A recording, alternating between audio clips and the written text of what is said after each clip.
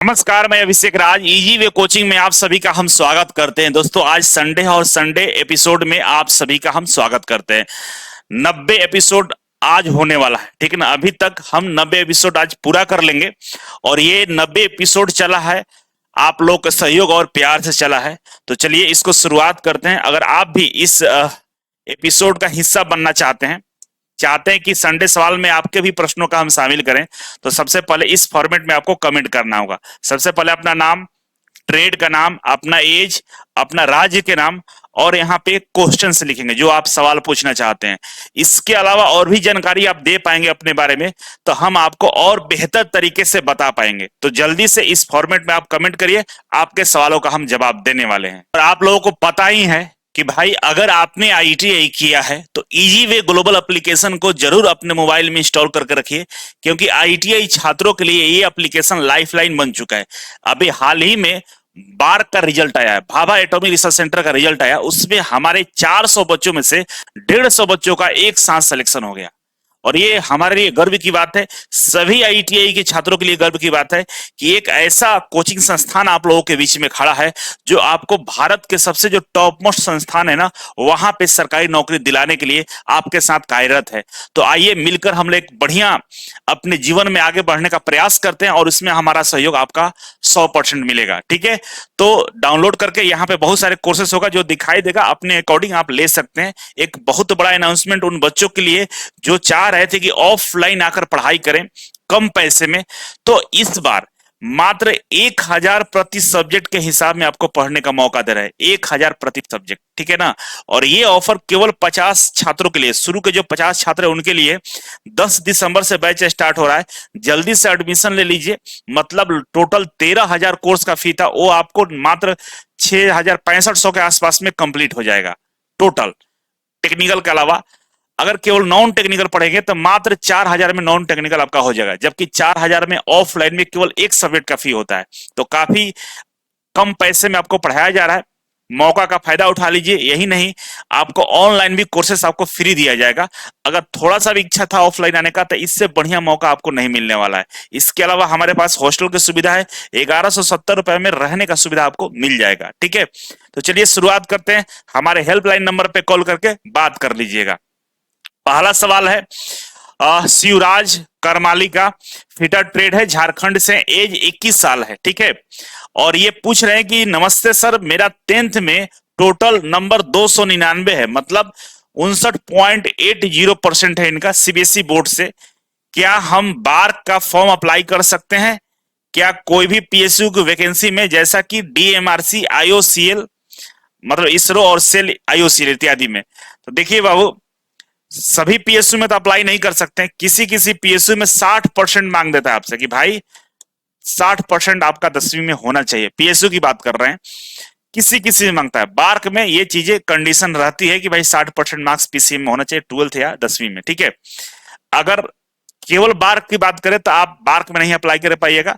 बहुत सारे पीएसयू जैसे डीआरडीओ होगा, इसरो हुआ, इस तरह का कंडीशन नहीं देता है, तो बाकी में आप अप्लाई कर पाएंगे, बार्क में नहीं करेंगे। इसके अलावा डीएमआरसी है ना, रेलवे है, बिजली विभाग है, उस सब जगह आप अप्लाई करेंगे, कोई दिक्कत नहीं होगा आपको। ठीक है, आपके सवाल का जवाब मिल चुका है।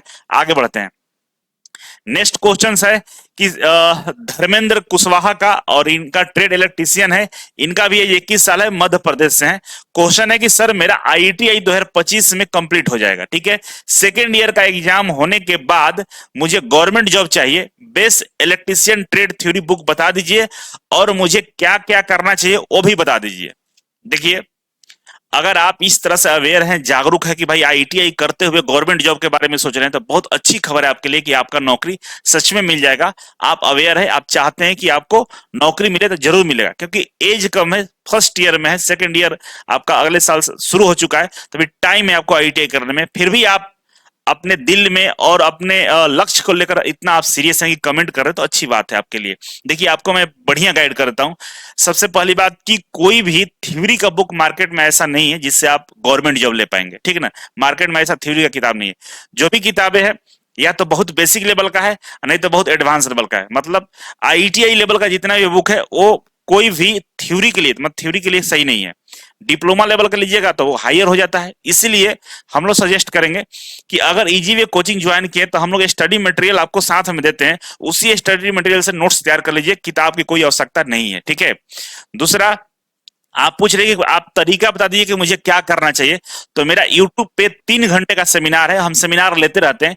एक बार वो 3 घंटे वाला सेमिनार देख लीजिए, जिंदगी में बहुत बड़ा परिवर्तन हो जाएगा, कोई आपको रोक ही नहीं पाएगा।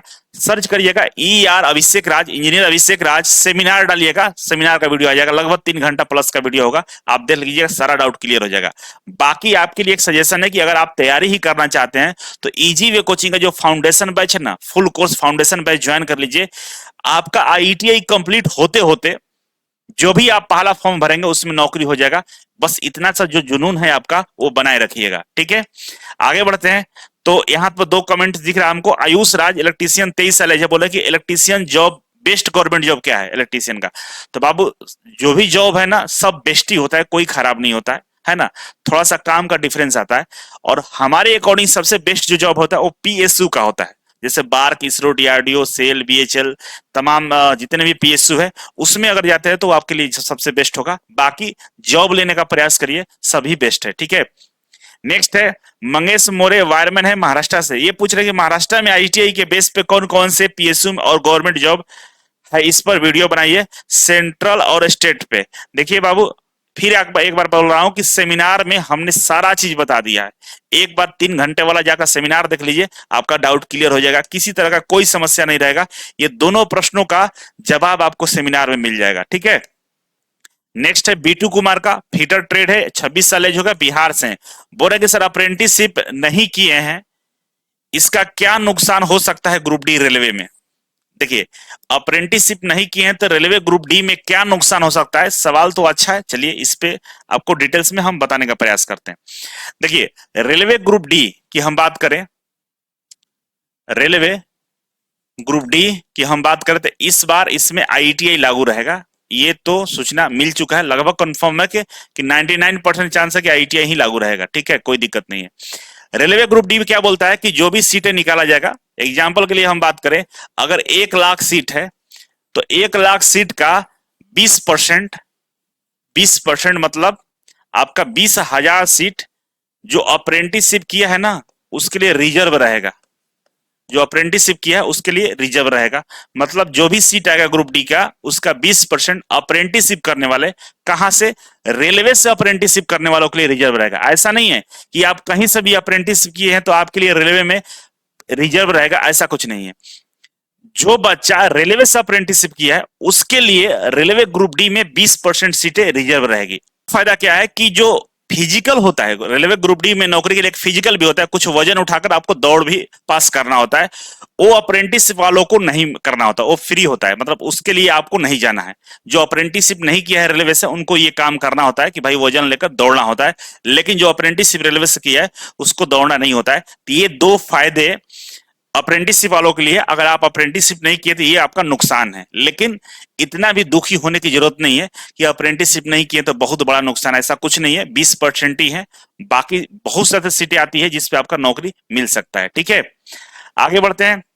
तो राज किशोर कुमार है, इलेक्ट्रीशियन है और 17 साल इनका एज है, बहुत अच्छा, नाइस।